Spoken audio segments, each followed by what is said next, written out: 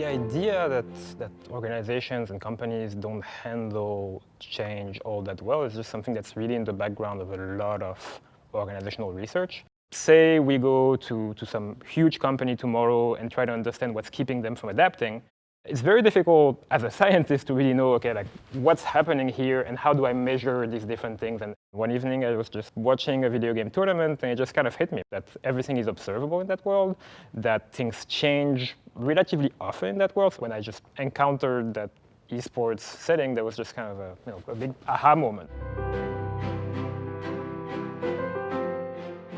The video game that I'm looking at is a team video game where teams of 5 people just have to play together in a really coordinated way to win against other teams. You want something that has an organizational character to it and that is coordinated. So I mean, there are lots of video games that are individual.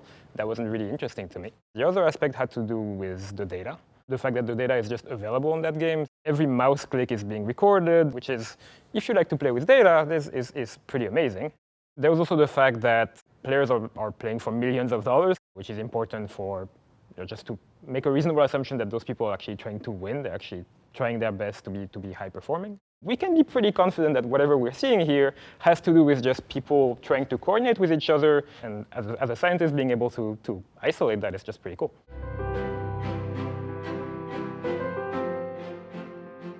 Organizations get faced by change all the time, and they have new technologies that become available. I think very often the people who make decisions in those companies tend to think of new technologies, new tools as a way of improving what they're doing right now, just doing the same thing better. And that's pretty much the exact same thing that I found in those video games. What's changing in the game are the powers of the different heroes that they're playing. Their first reaction would be to just do the exact same thing, just with new tools.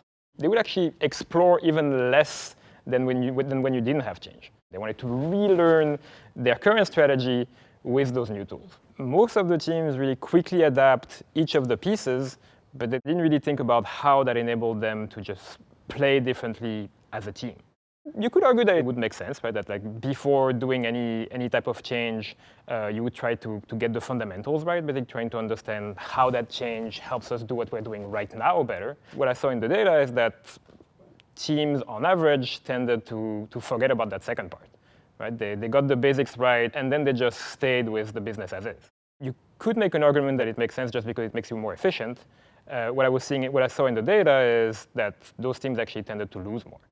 The teams that did adapt more were those where everybody was communicating together and really kind of seemed to share how the change was affecting them personally so that they can kind of brainstorm about what they could do as a team to address that.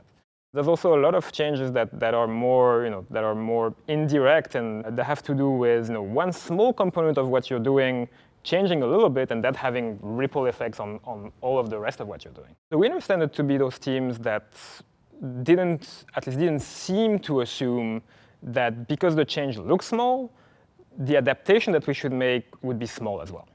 That sometimes you had these what seemingly minor changes in the code of the game, in the heroes that were selectable, but they still just tried to play in a completely different way.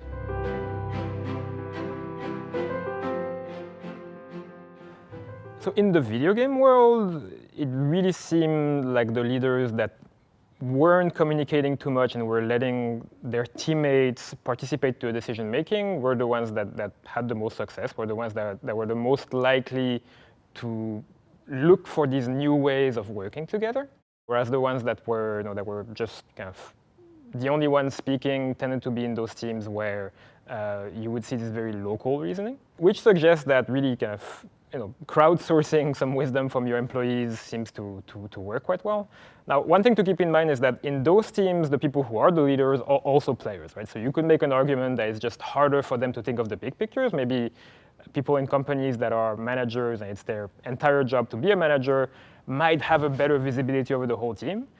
But I think there is an argument to be made for the fact that they would still benefit from trying to understand how their employees work together and actually asking them how they think change is affecting them and how that might impact how they work together. Doing the incremental effort of thinking, okay, how does that impact the entire team? How does that impact not just that person, but how that person can work with others? Maybe how even our unit is working with the other units in the organization, I think can yield a lot of payoff, actually.